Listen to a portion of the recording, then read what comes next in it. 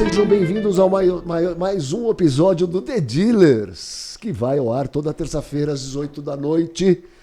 E eu preciso que você assine aí o canal, ative as notificações, curta este vídeo. O que todo mundo pede sempre, estou pedindo aqui mais uma vez, tá?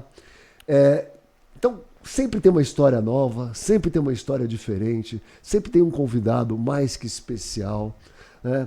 E você vê que a gente cobre o Brasil todo, né? Do sul ao nordeste, ao norte. E hoje eu tenho um prazer enorme de estar aqui com uma figura maravilhosa, né? Além de tudo, ele é de um estado que eu amo muito, que é o Ceará, né? E vai contar aqui como é que ele entrou nos negócios, como é que a coisa começou. Ele foi presidente de associação. Ele trabalha numa marca hoje que agora talvez seja uma fase boa, mas já passou alguns perrengues, né? E vai contar tudo pra gente. Eu estou aqui com o amigo Lilton, da Belfort. Isso. E de Fortaleza. É um prazer enorme ter você com a gente aqui. Muito obrigado pela sua presença. Muito obrigado a você, Cabral. Você não imagina a honra que é estar aqui nessa cadeira. Eu consigo assistir os podcasts, eu vejo as pessoas que passam aqui. Estava te comentando há pouco que essa cadeira já tem uma importância muito grande das pessoas que passaram aqui. Então não deixa de ser uma responsabilidade e muito mais uma honra estar aqui com você nesse bate-papo, tentando conversar com você, falar um pouco da história, falar um pouco das situações vividas, para que sirva de incentivo, sirva de caminhada para quem está ainda nesse mercado, ou quem está iniciando com uma segunda, terceira, quarta gerações que nós vemos aí de famílias que estão assumindo os negócios, que consigam aproveitar as experiências de quem já passou. E isso aí tomem como pontapé inicial. Você resumiu o The Dealers aí em 2 minutos. É uma coisa sensacional. Tudo que eu queria dizer para vocês sobre o The Dealers, o Lilton acabou de resumir agora. Muito bom. E por que você não começa dizendo pra gente assim, como é que você foi parar nesse ramo de concessionárias? Eita, Caporé, essa é uma história interessante. Então, por favor. O meu pai é engenheiro civil, trabalhava, tinha uma construtora em Fortaleza, e eu muito cedo me animei, sempre tive muita vontade de participar de negócio. Acho que eu sempre tive uma alma muito empreendedora. Mas no primeiro momento fui trabalhar com ele, isso aos meus 15 anos. 15 anos eu realmente dava meio expediente, e começava lá a tentar fazer minhas caminhadas dentro da construtora para aprender. Isso em 85. Comecei a trabalhar no dia 1º de setembro de 1985. Foi o ano que eu nasci, olha que interessante. Olha, tá aí. Mas vamos lá. E aí, comecei essa experiência e aconteceu um fato interessante. Quando foi, eu já com um pouco mais velho, já casado, e na altura dos meus 24 anos, apareceu essa questão em 94 da abertura dos automóveis importados. E Fortaleza era uma das localidades que mais importava os carros usados dos Estados Unidos, porque a Justiça Federal em Fortaleza entendia a concessão da liminar para importação do usado. Eu lembro que tem umas lojas em Fortaleza lá que tinham carro importado, né? A febre começou muito por lá. Primeiro porque a gente tinha a vantagem do porto, a proximidade de Miami e Fortaleza para o tráfego do navio. Sim. E principalmente porque você tinha da Justiça Federal Cearense o entendimento da concessão da liminar para importação do veículo usado, que era proibido, mas você através da liminar conseguia. Então essa importação começou a pegar fogo. Você tinha diversos lojistas que estavam começando a importar carros, mas isso bem no começo. E eu tive a vontade de comprar o meu carro, eu apaixonado por carro, tinha carros nacionais, não, quero ter o meu carro importado. E aí pegamos um advogado, que foi apresentado por um amigo, eu e meu cunhado, que também queria comprar esse carro importado, disse, não, vamos para os Estados Unidos. E esse advogado disse, olha, eu tenho um casa lá, você fica na minha casa, era um advogado conhecido da família. Eu vou com você, eu apresento algumas concessionárias para vocês comprarem um carro, eu faço o processo de importação no nome de vocês, vocês trazem um carro. E, não, vamos lá, é uma aventura, vamos lá. Fui eu, meu cunhado, fizemos essa viagem em Miami, enfim, compramos os carros, eu comprei um para mim, ele comprou um para ele, retornamos, fizemos a importação. BMW? Não, eu comprei, na verdade, um Corolla. Um Corolla? Um Corolla, carro simples, não quis enfeitar. Foi um Corolla para mim e um Mazda para o meu cunhado. Pronto. Um Prestige. Isso. Muito bem. O tempo de importação, chegar o carro, o desembaraço. E eu sempre na minha vida encontrei algumas dificuldades que acabaram me transformando essas dificuldades em oportunidades. Quando o carro chegou fazendo o desembaraço aduaneiro, o despachante que fez o embaraço, ele me deu um pênalti.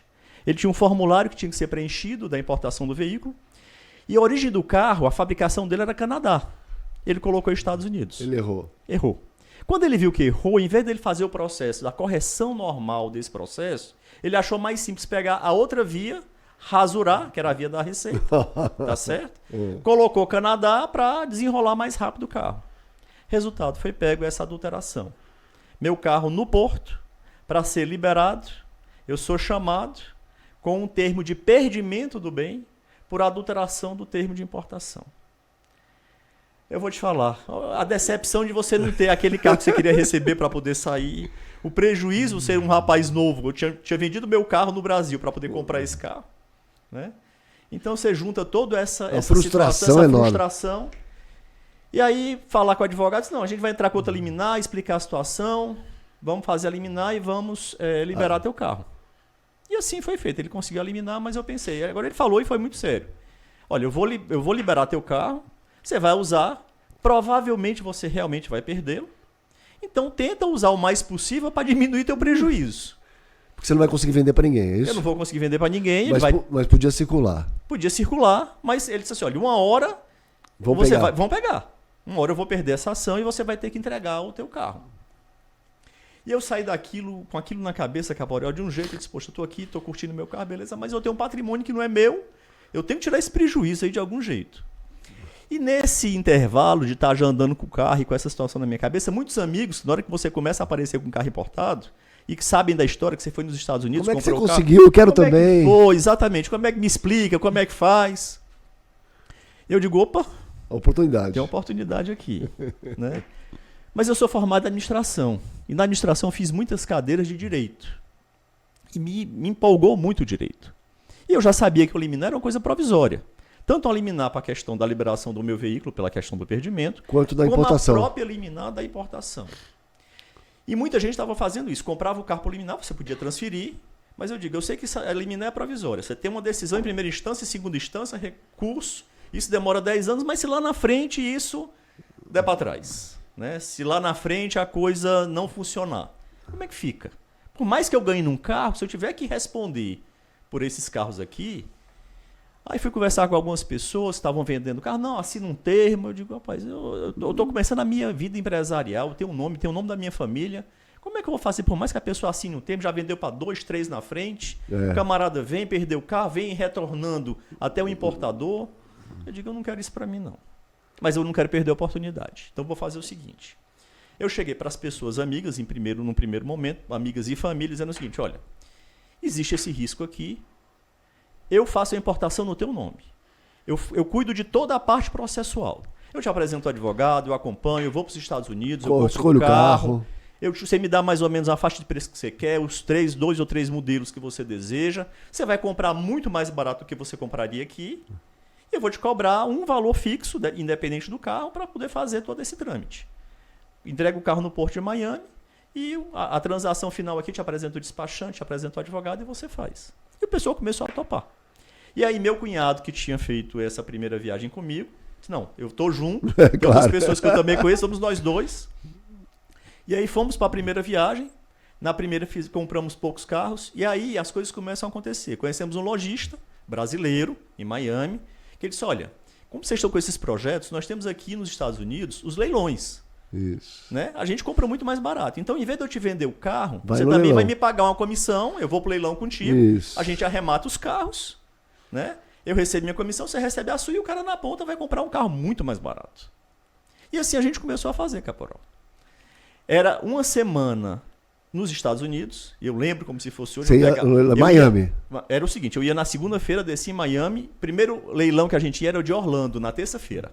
Mas em Miami tem Mannheim terça-feira também. Pois é, mas a gente não fazia Miami, eu não lembro exatamente porque a gente fazia o leilão de Orlando, na terça-feira, West Palm Beach na quarta. Na quarta-feira. Que eu frequentei bastante. Isso, e tinha um na quinta que eu já não lembro, acho que era ali do lado também. Eu sei que a gente passava o dia inteiro, porque você começava naquele leilão, para quem não conhece, é ter um estacionamento gigantesco. Eu vou resumir, quer ver como é que é? Tem um estacionamento gigantesco, que nem você falou. No de Miami são 14 linhas. Cada linha passa das 9 da manhã até umas 11 horas, 100 carros cada um. Conforme vai passando os carros, as pessoas vão dando lance. Isso. Tem um cara que vai cantando os lances todos, mas você pode dar pela internet, por telefone e tudo mais. Então você está competindo com gente que está ali e gente que está fora. E você fica naquela loucura toda. Tem gente que compra o carro às 9 da manhã e depois vende às 11. Ele entra outra vez na fila para vender o carro um pouco mais caro. Isso. Tem gente que compra o carro na terça, arruma o carro durante a semana e vende na sexta no próprio leilão. E isso me fascinou, porque a gente chegava no leilão, o leilão começava em Orlando às 14 horas. A gente chegava no pátio geralmente entre 8 e 9 da manhã, e aí cada vaga tinha uma numeração, então você já dava uma olhada nos carros no pátio. Você tinha que anotar todos os carros de interesse, porque o carro, quando começava o leilão, começava naquela linha e o carro não chega nem a parar. Não para nunca. Ele vem na linha, quando ele está em, sei lá, 2, 3 minutos que ele está passando ali na frente do leiloeiro, o leiloeiro está fazendo o lance, você está dando, ele já está indo. Já vai entrar outro. Ele já recebe o papel lá de que está comprado. E a gente passava, quando terminava, todos os carros que a gente tinha selecionado, que a gente tinha conseguido comprar, aí você ia para a secretaria lá, fazia os pagamentos, já tinha um cegonheiro, embarcava o carro, né? A maioria que você tinha comprado, você já embarcava para o despachante em Miami, e a gente já pegava um deles para viajar à noite. Olha, você vê naquela época, a gente saiu do leilão 10, 11 horas da noite, já pegava o carro voltando para dormir em West Palm Beach, pro leilão do dia seguinte. Olha só. Que era um leilão, principalmente, não sei se você lembra de Mercedes. Não, né? os carros de West Palm Beach eram muito melhores que os carros de Miami. Outra categoria. Exatamente. Então isso ficava... Então eu passava uma semana nos Estados Unidos fazendo isso. Na sexta-feira despachava os carros para o porto, deixava lá todos já no operador do porto, voltava para Fortaleza, passava a semana seguinte, exatamente já vendo os carros que estavam chegando, desembaraçando, pegando outras encomendas, para na semana seguinte voltar essa brincadeira, né? E foi muito bom enquanto durou, porque aí o meu conterrâneo Ciro Gomes assumiu o Ministério da Fazenda, pegou o imposto que era 35%, passou para 70%. Pronto, acabou a brincadeira, né? Muita gente com carro no navio viajando, as pessoas que estavam importando o carro já com a mão na cabeça sem saber o que é que iam fazer. Mas eu digo, valeu, deu, acabou. Não, financeiramente não compensa mais. E aí nós paramos. Isso 94, 95. Né? E depois, só para poder terminar essa parte da história, foi a minha sorte, porque as liminares realmente caíram. Sim. As pessoas, muitos anos depois, não é que a liminar caiu, a decisão final foi negativa. Os carros tiveram que ser devolvidos, retornados. Eles foram devolvidos para a Receita, porque não tinha sentido você fazer o... Não, de volta para a Receita Federal. Volta para a Receita Federal. E eu vi muita gente com problema porque foi procurar o importador, no caso, o comerciante que vendeu, realmente não conseguiu receber. Mas como as pessoas a quem eu tinha vendido, era muito clara a situação, e eu só cobrava o serviço, não tive problema nenhum. Que bom. Então, o meu carro eu acabei tendo que devolver de uma maneira ou de outra, ou seja, foi pelo perdimento. Quanto tempo depois? 15 anos depois. 15 anos depois, vale a pena. Eu já tinha vendido para um amigo meu, porque eu não tinha como ficar mais com o carro. Eu disse, olha, está nessa situação assim. Já te vendo barato? Eu te faço o seguinte, eu te vendo barato, e na hora que você tiver que entregar, a gente vê quanto é que o carro está valendo na época e eu te devolvo o dinheiro do que está valendo. Ou seja, essa depreciação do seu uso é sua. E acabei ganhando mais dinheiro do que eu perdi no carro, na experiência. Mas aí vamos lá. E aí em 95 parou, voltei para... Aliás, nunca saí da construtora, continuei trabalhando. E aí dei continuidade. Quando foi em 98, 99, a construção civil, ela diferente do que é hoje, ela passou por momentos bem complicados. Você tinha basicamente lá na construção civil obra pública ou a incorporação, que dependia muito ou condomínio fechado, que era um nicho muito mais restrito, ou financiamento eminentemente da Caixa Econômica Federal. Você não tinha os bancos como você tem hoje, né, consórcio de imóveis, bancos financiando. Então, praticamente naquela época, era a Caixa Econômica. E a Caixa Econômica começou a endurecer muitas regras. Né? Ficou mais difícil conseguir financiamento para o próprio mutuário. Ficou difícil vender imóvel. Ficou difícil. Então, naquela época, eu sou somos 3 irmãos, eu sou o do meio, mas o único homem, uma mais velha, uma mais nova. E todas as duas tendiam já na época para a área de saúde, como realmente se encaminharam para isso. Eu digo, a construção civil só, eu vejo pela situação que a gente tem que procurar diversificar. Cheguei para o meu pai, conversei com ele, digo, a gente precisa encontrar outro negócio. Eu sempre tive essa questão do comércio. E aí fui apresentado também por um amigo comum Há um grupo empresarial muito forte na época em Fortaleza, tinha outras concessionárias, outros negócios, que estava com a concessão Peugeot recém-contratado. Não tinha nem começado. Estava lá com o prédio pronto, estava lá com o pessoal sendo contratado e estava precisando fazer o aporte do valor para abrir a linha de crédito. Certo? Mas aí não tinha interesse de abrir, estavam querendo fazer numa linha menor, precisavam de um sócio com aporte, porque o grupo já estava muito grande, eram vários, era a segunda, terceira geração dessa família. E aí tinham interesse num sócio investidor. Eu me fascinei, sempre fui fascinado pela parte de veículos. Quando eu vi essa oportunidade, a marca Peugeot na época no Brasil, isso em 99, não era uma marca tão desejada, o carro francês não era tão bem visto. Hoje é? Hoje é. Ah, hoje que maravilha! Hoje é um carro muito bem visto, né? O design diferenciado, Sim. Tecnologia. Ótimo. Mas naquela época não era. Naquela época era as Big Four que eram um carro, dominavam, né? E todo o resto. Aliás, todos os importados, não era só o Peugeot, todos os importados eram vistos com uma certa ressalva. Mas tem um certo preconceito com o carro francês, né? E especificamente, mais até que eu acho que eu percebo, que Renault, porque a Renault quando trouxe a Dacia para o Brasil, né, e lançou os carros mais robustos, vamos dizer, mais fortinhos, vamos dizer assim, e manutenção mais barata, ela deu uma equilibrada. O que está acontecendo agora com a Stellantis e as plataformas Fiat, Peugeot, Citroën, tudo parecido, né? Mas o carro francês ele foi vítima de preconceito muito grande, sendo que tecnologicamente ele sempre foi superior aos outros. Você não acha isso? A sensação que eu tenho é que o carro francês, na época, estava à frente do seu tempo. Sim. Então, o que acontecia? A pessoa comprava um carro francês, ela, quando resolvia sair da concessionaria para o seu mecânico de confiança, esse mecânico não estava preparado ainda para a tecnologia que o francês entregava. Perfeitamente. Tudo que você não conhece, tudo que você tem uma certa resistência, para você... É o caso de Land Rover hoje. Pronto. O carro não presta, o carro não é bom, o carro... Porque ele tinha uma tecnologia que para você ter acesso àquele reparo, você tinha que ter um nível de conhecimento, um nível de ferramental, que não era o conceitual da época. Você sabia que teve já Peugeot nos Estados Unidos? Sei. E sabe por que saiu dos Estados Unidos? Não, isso eu não sei. Porque na época já tinha injeção eletrônica, né, substituindo o carburador. Tá? Lá nos Estados Unidos, o Peugeot era o único que tinha isso. E o americano estava acostumado a bombar o acelerador todo dia de manhã para fazer funcionar. E quando você faz isso com injeção, não faz sentido fazer isso, né? E o carro não tinha um desempenho tão bom. E aí os franceses falaram assim, não, nós vamos ensinar os americanos a usar automóvel. A prepotência do francês ainda, né? E não deu certo. Né? E aí acabaram saindo e nunca mais voltaram, por enquanto, para os Estados Unidos. Quem sabe agora com Stellantis. Tem um livro que fala, o livro chama Satisfaction, do J.J. Power IV, que ele fala exatamente sobre isso. Ele conta a história da Toyota também, como é que a Toyota conseguiu crescer nos Estados Unidos. O carro mais vendido hoje é o Camry, né? E como é que eles conseguiram crescer uma marca japonesa. Se você pensar que os Estados Unidos estavam em guerra, né, há 50, 60 anos atrás aí, com o Japão, né, mas uma marca japonesa venceu nos Estados Unidos. Eu já escutei de muito americano falar assim, é duro, eu queria comprar uma marca doméstica, que é uma marca Ford, Chevrolet, Chrysler, etc. Mas eu tenho que ficar com o japonês. Isso é forte, né? É muito forte. Muito bom. Continue, por favor. Continuando aqui. Então, entramos como sócios investidores nesse grupo, com a participação minoritária.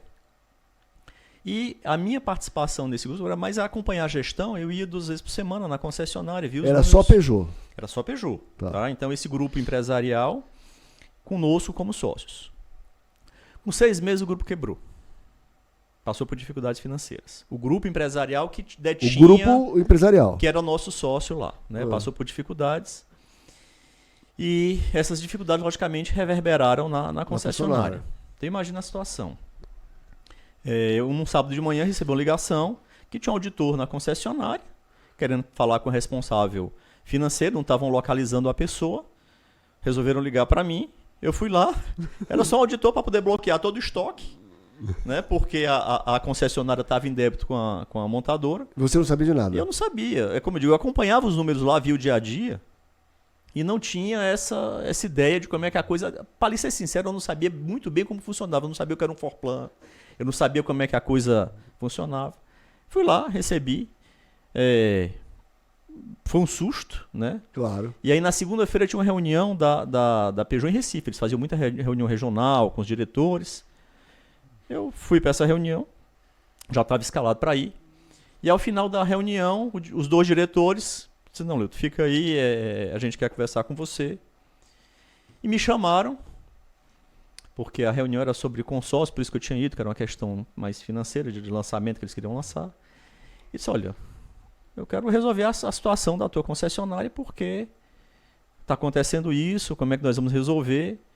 E eu acho que a minha sorte, Caporó, é que eu sempre fui muito sincero. Não tenho firula.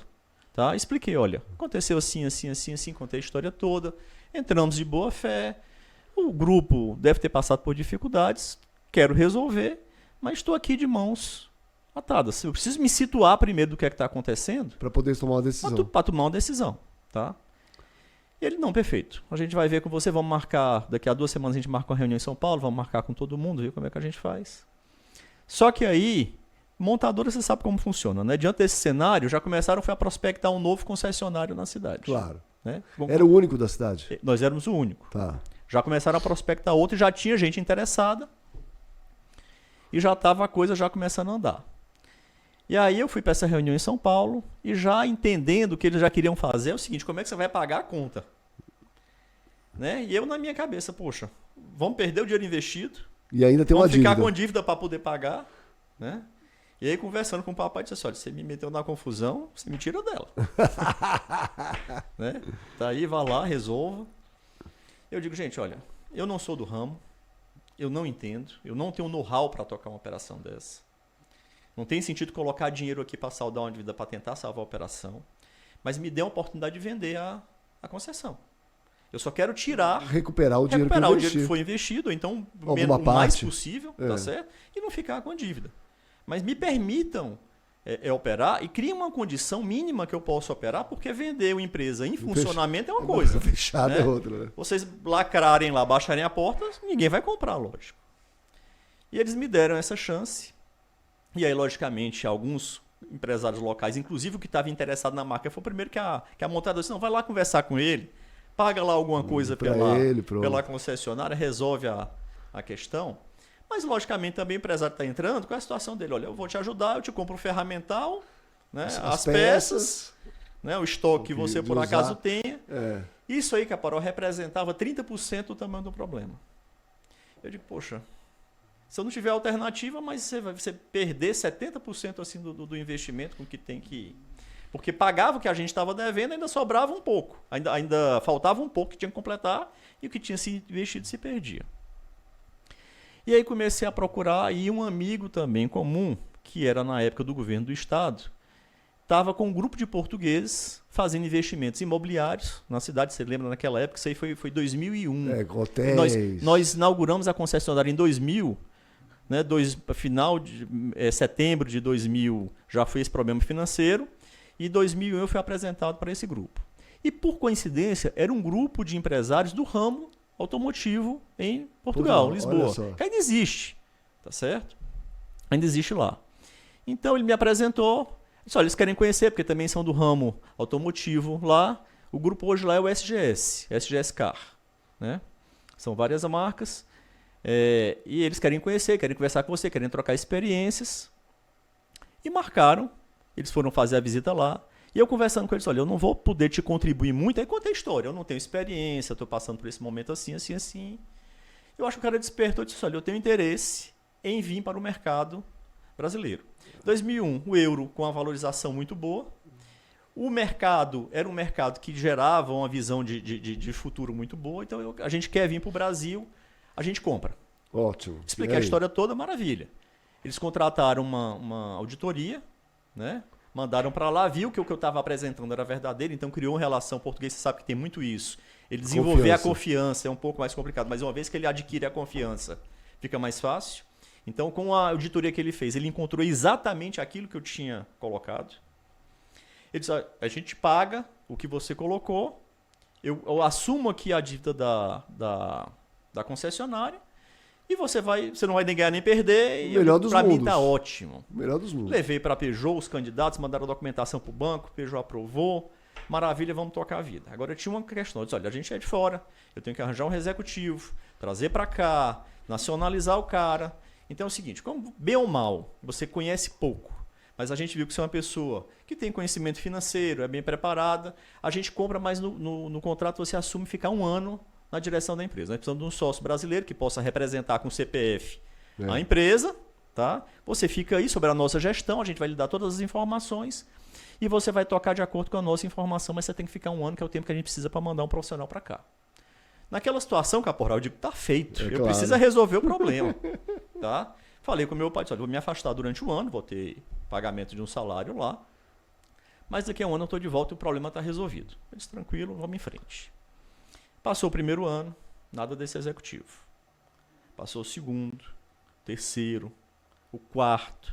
E aí o que acontece? Nós já estamos falando aí de 2004, 2005, Portugal entra em crise. A partir de 2003 você tem aquela queda também tremenda do volume de veículos vendidos em Portugal. A situação lá fica mais complicada, eles precisam ter foco no mercado português. E nada desse executivo vir. Né? Eu digo, olha, está chegando num ponto que não dá mais. Eu começo aqui a fazer, eu já estou há 3, 4 anos na operação, na verdade já tinha me empolgado com a operação, mas uma hora eu vou ter que entregar para vocês e vou começar a minha vida do zero. Eu estou entregando meus melhores anos né, de produção para uma coisa determinada. E o que é fim é que em 2006 para 2007 nós recompramos a concessionária. 100%. 100%. Eu já me sentia, depois desses anos aprendendo, eu já me sentia mais seguro, claro. Né? Envolvido realmente com o negócio. O negócio era seu, né? Gostando do negócio. Eles já não tinham essa condição de trazer o profissional para cá. E aí recompramos o negócio em 2006, 2007. E essa trajetória de 2001 a 2007, enquanto eu estava nessa gestão, nesse 1º ano, a estratégia foi o seguinte, eu não entendo desse negócio. E é um negócio que realmente tem características muito especiais. Eu digo, o que é que eu faço? Aí cheguei para o montador e disse, quem é melhor em vendas, quem é melhor em pós-venda, quem é melhor em gestão. Me ajuda. Fulano de tal, consegue para mim uma visita lá nesse cara, me fala com ele para eu passar uma semana lá. Aí saiu visitando a rede. Sai visitando a rede inteira. Né? A rede inteira, assim, aqueles que eram eleitos pela montadora como benchmark. E me receberam, Caporal, numa gentileza, que eu sou grato até hoje, com os grandes amigos que eu fiz. Que bacana. Porque nesse momento mais difícil me adotaram, né? Conheceram a história porque eu passei e realmente abriram as portas da empresa, do conhecimento. E com essa carga eu comecei a dizer, bem, até hoje eu ainda estou aprendendo, como eu falo para você. Não, deixa eu dar um testemunho aqui, uma prova social. Nós fizemos um curso aí, eu e um amigo de Portugal, Manuel Madeira, né, dizendo como é que faria uma operação de carro usado, etc, etc, etc. E os episódios foram gravados, viu, pessoal? Presta atenção que isso é interessante. A gente, um dia, fez a aula e esqueceu de gravar. Putz, vou ter que refazer. Sábado à tarde. Tá bom, regravar. E deixar aberto, quem quiser entrar, entra e tal. Para minha surpresa, sábado à tarde, um titular de concessionária para assistir aula. Eu falei, isso é inédito, é inusitado. Eu dou treinamento para concessionária há 20, 30 anos. Nunca vi isso. Eu falei, isso não é possível. É sensacional. Tenho que dar os parabéns para você, porque você é uma pessoa diferenciada. Tá? Meus parabéns mesmo. Muito obrigado, meu amigo. Mas como eu digo, eu sempre fui sedento de conhecimento. Ou seja, aquilo que eu me proponho a fazer, eu pelo menos tento fazer bem feito. Né? E não tem como você fazer bem feito se você não buscar o conhecimento. E tem que buscar na fonte dele. Né? Eu elejo realmente pessoas que eu quero ter o referencial. Você é uma pessoa que eu já lhe falei isso, que eu gosto de pegar o conteúdo. Como os amigos que eu procurei no passado, eu queria pessoas referenciadas, que pudessem realmente me passar o bom aprendizado, me passar a boa experiência. Né? E por isso que eu acho que esse podcast, eu tenho tanto respeito por ele e vale tanto, porque é exatamente a distribuição de experiência, a generosidade que eu recebi, eu tentando passar à frente. Sensacional. Então, com isso aí, voltando aqui à situação, depois desses 5, 6 anos, eu me senti um pouco mais preparado para poder enfrentar o desafio. Recompramos a empresa em 2006, 2007 e comecei a tocar o negócio. E o mercado naquela época, Caporal, aí começou 2008, 2009, o mercado começa a bombar, né? O mercado começa a crescer, A Peugeot com 207 hatchback, 207 Passion, começa a ser um carro de desejo, principalmente no Nordeste. Sim. Né? Você não tinha HB20 naquela época, você não tinha HMB. Não. Né? Você tinha a comparação do Peugeot com os carros das Big Four, que, com todo respeito aos outros carros, o Peugeot ele tinha algo a mais para oferecer. Ele estava na frente. Ele tinha mais tecnologia, ele tinha mais design. Sim. Então, foi um carro que começou a ter muito sucesso. E aí, o grande problema, é a grande ameaça. É quando o cara começa a vender, né? Isso aí já em 2008, 2009. Se anima.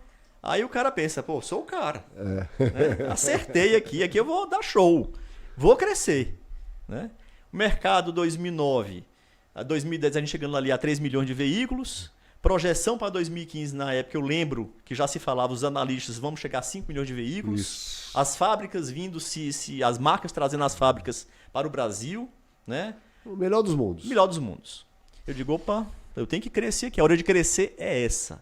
Hoje eu tenho uma concessionária só de uma marca, vamos crescer.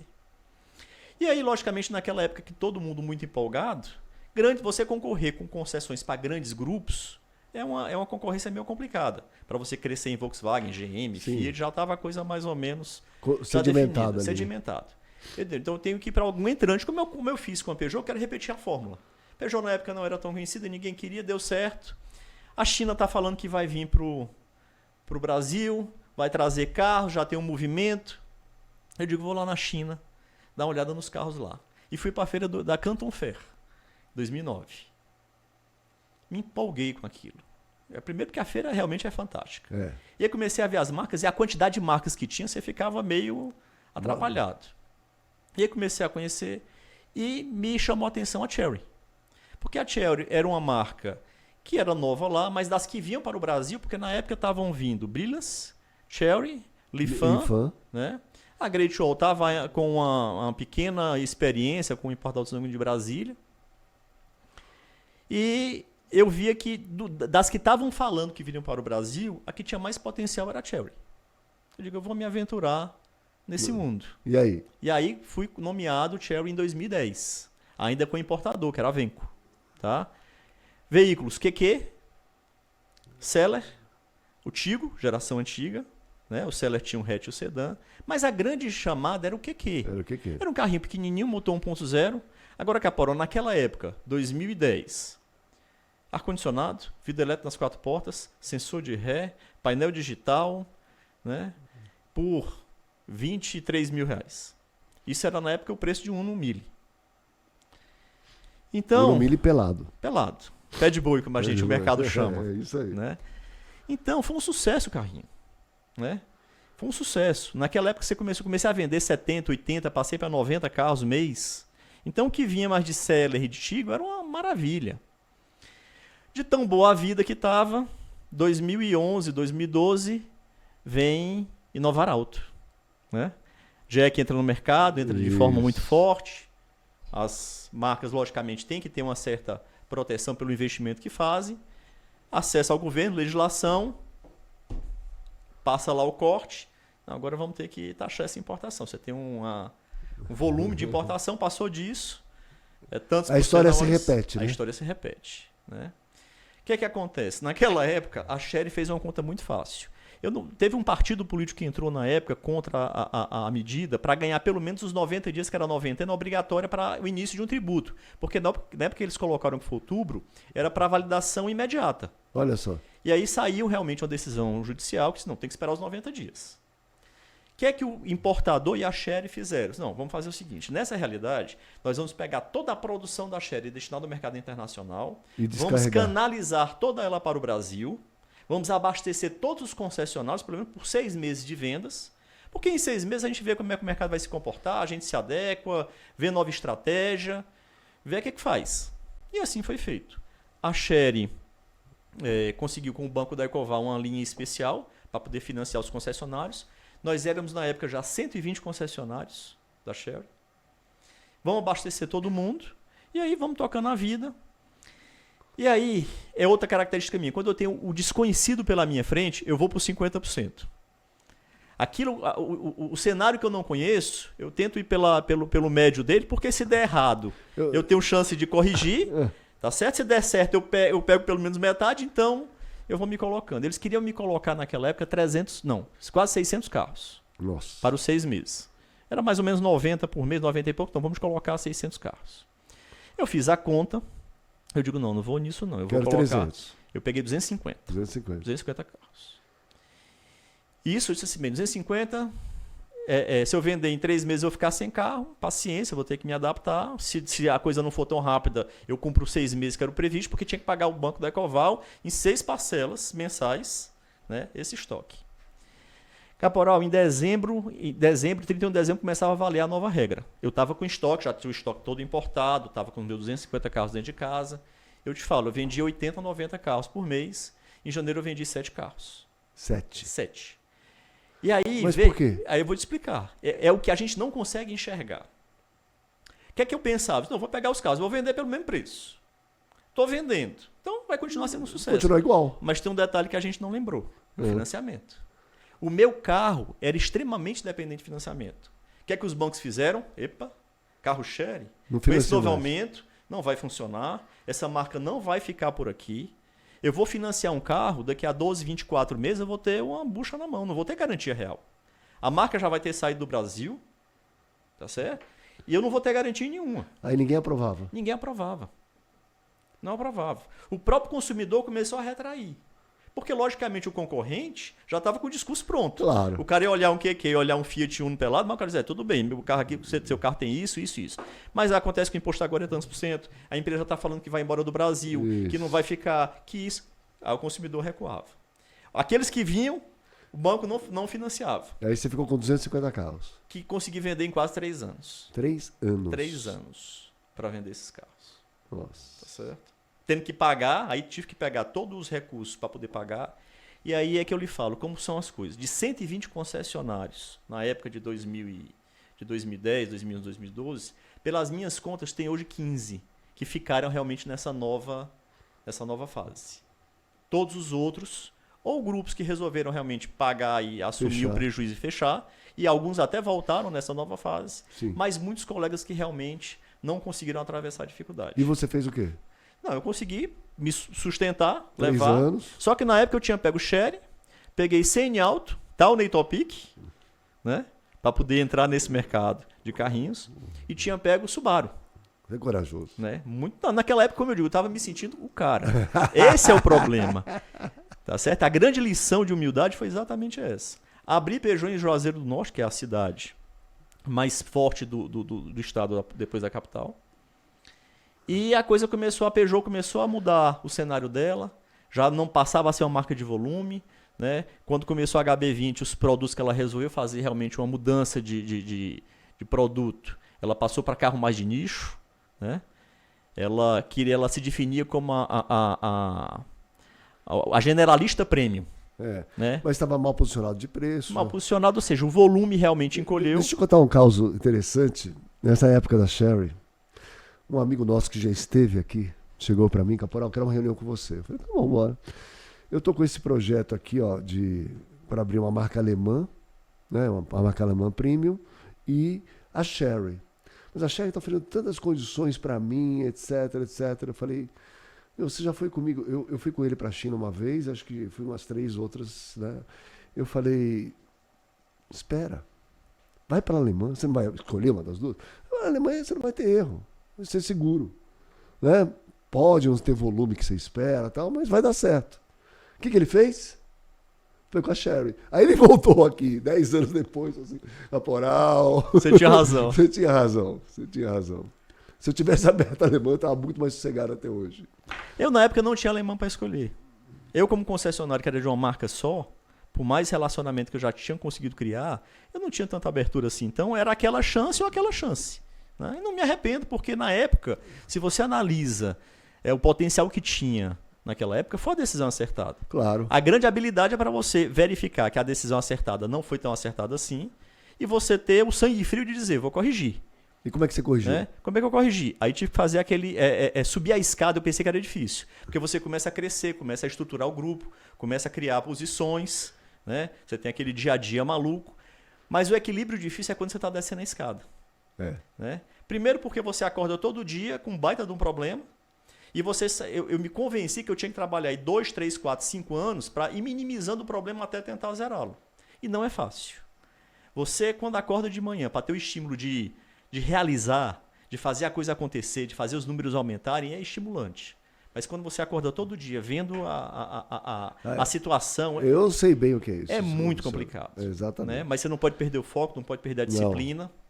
Sangue frio para poder tomar as decisões. E aí eu fui fazendo o downscience. Né? Fechando a Sherry de Juazeiro. O que é que eu tenho hoje? Qual é a minha fonte, minha origem? Bem ou mal é a Peugeot. Sim. Foi aqui que eu comecei, foi aqui que eu aprendi, foi aqui que eu ganhei dinheiro. Então eu vou preservar esse foco. Tá certo? O que é que eu tenho, apesar de todas as dificuldades, como potencial futuro? É a Sherry. Porque, bem ou mal, os chineses eles estão evoluindo. Eu via na questão dos carros a velocidade com que eles evoluíam. Eu digo isso daqui a pouco, daqui a 5, 6, 10 anos, ele vai se reverter numa situação diferente. Então, eu vou preservar o meu porto seguro, que é a Peugeot, e vou tentar preservar alguma coisa de possibilidade de futuro. Abri mão de CN alto, até porque naquela época já estava fadada a sair, porque tinha entrado o airbag, eles não tinham airbag nos carros. Saí da operação Peugeot em Juazeiro para poder ter foco. Me concentrei novamente na operação Peugeot e Chery. Digo, eu vou me concentrar aqui, vou me desfazer dos outros, administrar as questões, mas me concentrar nessas duas marcas. Você é Chery até hoje? Até hoje. Hoje caô Chery.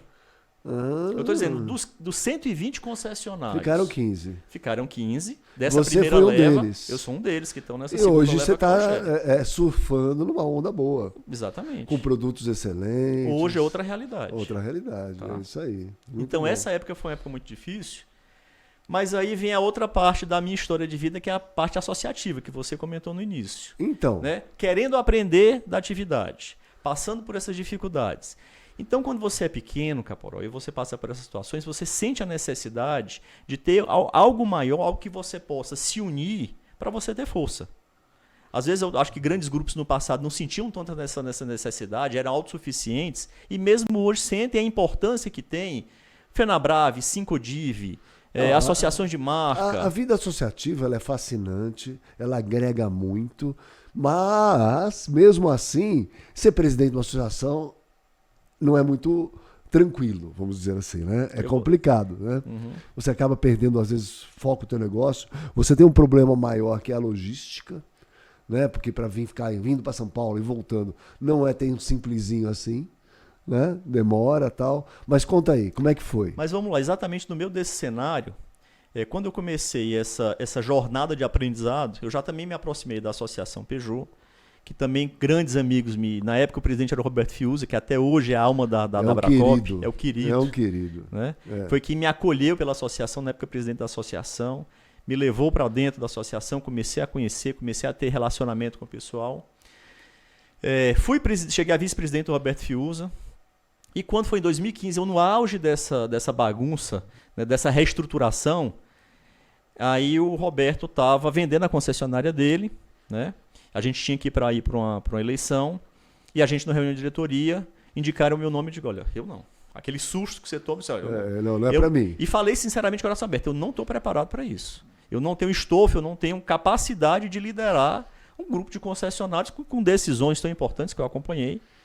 E aí foi decisivo, nessa reunião estava o Andretta, que era diretor da associação na época. E a conversa com o Andretta foi decisiva, porque parou a reunião, ele olhou para mim, doutor, eu vou te falar o seguinte, não é fácil. Se presidente da associação, você vai passar por diversas situações complicadas, de desgaste pessoal, de entrega pessoal, de sacrifício, não tenho dúvida. Agora, pelo que eu conheço de você, você é um cara que gosta de aprender. Você é um cara que gosta de trocar experiências, fazer amizades. É o melhor lugar. Você não vai ter oportunidade melhor na sua vida de dar um salto qualitativo. Você como pessoa, porque você vai desenvolver habilidades que você acha que não tem, e você vai desenvolvê-las. Você vai fazer um relacionamento muito bom com pessoas que vão te acrescentar na tua história. Você vai ter a satisfação pessoal de estar contribuindo, porque isso acaba trazendo a satisfação pessoal de você ter conquistas para a coletividade. E eu parei para pensar, Caporó, eu disse assim, é isso que eu quero. Eu vou topar o desafio. E aí assumi a presidência da Bracop. Fiquei na presidência da Bracop até 2018, 5 anos. Foi 2014, 4 anos e pouco, 4 anos e meio.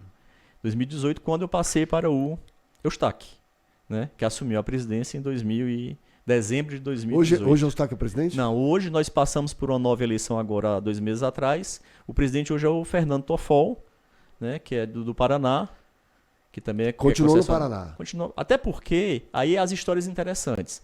Nesse intervalo, depois que a coisa começou a melhorar, que eu reestruturei, fui nomeado Citroën. Né, com a pegada da Stellantis, projeto bimarca da Peugeot, fui nomeado Citroën. Aí você fez o Y lá. Fiz o Y. Né? Então ficou Peugeot Citroën, que é a World Share. E aí, que é que nós tivemos uma sacada muito bacana na Abracit, que é a Associação Citroën, dizer o seguinte, olha, não podem ser a mesma associação, porque são duas montadoras distintas, né? São 2 marcas distintas, mas tem todo o sentido fazer a sinergia. Claro. Então o que é que a gente pegou? Vamos colocar o mesmo presidente, vamos eleger o mesmo presidente. Então o Eustáquio já era presidente da Abracop. Quando teve eleição para a Abracit, nós formamos uma chapa distinta, para o Eustáquio assumir a presidência da Abracit, para a gente ter diretorias independentes, mas a mesma presidência. Para criar sinergia, assim funcionou. Que bom. Só que o Eustáquio disse assim, a diretoria da Abracit é uma diretoria de menor volume de cadeiras do que a Abracop. O Eustáquio disse, mas Leuto, eu quero você junto na diretoria da Abracit. Eu digo, rapaz, eu tenho... Aliás, eu não tinha nem sido... eu não tinha sido assinado a concessão. Eu disse, não, mas já está aprovado, a gente faz. Eu disse, sim, mas aí são poucos cargos, o pessoal já está ocupado. A gente cria um cargo para você. Não teve jeito. E assim fui, participei com o Eustáquio da gestão Abracop e Abracit. E agora, e aí como eu digo, a gente não aprende, isso está no sangue. Quando foi para eleição, novamente Abracop e Abracit, aí o Fernando me chamou para ser o vice-presidente. E como eu incentivei muito o Fernando a assumir a presidência, eu disse, não, Fernando, estou do teu lado. Aí assumi, o Fernando hoje é o presidente, Abracop e Abracit, eu sou o vice-presidente, Abracop e Abracit. Ah, das duas. E estamos tocando. Perfeito. E estamos levando e assim indo. E aí junta na diretoria da Socheg, acho que tem um vício por associação, e assumi o ano passado a presidência do Sincodiv Ceará. Né? Tinha sido vice-presidente durante muito tempo, o seu Fernando é o presidente com muito tempo lá, tem uma história muito bacana, o seu Fernando Pontes. Tem uma história muito bacana no Sincodiv Ceará. Sim. Só que o seu Fernando, na pandemia, eu era o vice-presidente dele, ele disse, eu preciso me afastar, porque o seu Fernando já tinha uma idade um pouco mais avançada, já tem uma idade um pouco mais avançada, é vivo, lúcido, vai todo dia trabalhar. Eu preciso que você assuma para me afastar. Eu vou para minha casa de praia, eu não posso estar circulando. Eu assumi a vice-presidência, quando chegou na época da eleição, eu disse, não, está na hora de você ir em frente, eu já cumpri minha missão. E aí a gente pegou o Sincodiv Ceará, tentando fazer também uma modificação lá, uma mudança de gestão, uma mudança de pensamento, tornando todos esses elementos em prol do concessionário, em prol de parcerias, em prol de conhecimento, em prol de relacionamento com as instituições públicas. O Sincodiv, ele representa só a rede de concessionárias autorizadas ou as lojas também? Não, o Sincodiv são só as distribuidoras de veículos, só são concessionários autorizados. Concessionários autorizados. Agora, implementos rodoviários e agrícolas, caminhões, ônibus, motos e veículos. Tudo. No estado do Ceará. No estado do Ceará. Aí nós temos dos lojistas... Só para esclarecer para o meu povo aqui. Nós temos dos lojistas o Sindivel. Né? Então o Sincodiv é o sindicato dos concessionários, o Sindivel dos lojistas. Né? O Sincodiv vinculado. O Everton, não, o Everton é o presidente eterno. Não é? Do Sindivel, gente muito boa, adoro com quem ele. também aprendi muito, Everton Fernandes. Exatamente. Muito respeitado, hoje muito envolvido na FEComércio, né? Hoje é vice-presidente da FEComércio no estado do Ceará. Que bacana. Cara, nota 10. Muito bom. Então, essa vida associativa acabou me dando também esse então, conhecimento. E aí não demanda você muito? Porque assim... Como é que você faz? Caporal, você não tem um grande grupo, concorda? Exatamente. Você não tem uma grande estrutura por trás, tal, que você possa ficar saindo o tempo todo. Eu tenho uma situação que até hoje eu não defini se ela é positiva ou se ela é negativa. Eu não consegui construir na minha vida um hobby, tá certo? A não ser o trabalho. Ou seja, eu tenho por hábito, eu trabalho os 2 expedientes, seja na empresa ou seja fora dela, e no sábado eu trabalho o expediente da manhã e da tarde. É o único dia que eu me dou o direito de ter um almoço mais tranquilo com a família, gasto minhas 2 horas, fora o domingo, lógico. Mas eu saio da concessionária, vou almoçar, retorno para a concessionária no sábado à tarde, saio da concessionária no sábado, 6 horas, 6h30, 7 horas da noite. todos os sábados. Por isso que você me viu lá no curso, no sábado à tarde. Por quê? Porque realmente eu me acostumei com a ausência durante a semana, e na época da presença da Bracop, e ainda hoje é um ritmo mais puxado, era uma semana aqui, uma semana em Fortaleza, uma semana em São Paulo. Então. Né? Hoje, eu ainda tenho 2 viagens por mês no mínimo, que me consomem 3, 4, 5 dias. Tá? Então, esse hábito, primeiro, agora com a tecnologia ficou muito mais fácil. Sim. Antigamente eu tinha mais dificuldade, hoje o escritório é a mochila, né? Com o computador e com o celular na mão você consegue já resolver muita coisa. Grande parte das reuniões por videoconferência já facilitam também a vida. E esse hábito do trabalho no sábado à tarde para poder colocar a semana, já preparar a semana seguinte, já deixar tudo resolvido, tudo, que bacana. Tudo encaminhado. Muito bom, muito bom. Meu, deixa eu pegar o seu presente aqui. Te dar um vinho italiano escolhido pelo nosso apoiador, que é a Laretto Cel. Aqui, ó, ele importa direto da Itália. Então, muito obrigado. Um vinho para você tomar nesse próximo final de semana, no sábado não, no domingo. No domingo. No domingo. No domingo. Tá? Muito obrigado pela sua presença, muito gostoso conversar com você. Meu amigo, eu só te agradeço. Eu falo o seguinte, Caporal, eu sou abençoado por Deus. Eu tenho para mim as 3 coisas que são mais importantes, os 3 pilares mais importantes: Deus, família e amigos. Muito bom. Então isso aí me deu um suporte muito grande para poder conseguir avançar, crescer. E te falo, tô sempre com você, sempre aprendendo, assistindo o teu material. Parabéns por você, essa altura da vida, ter a generosidade de dividir com todo mundo, né? Teus livros, teus podcasts, tuas publicações, teus treinamentos. Para você que não precisa mais, é generosidade pura. Se não precisa mais é duro, né? Mas muito obrigado mesmo. Você é uma pessoa muito gentil. Obrigado, viu? Obrigado.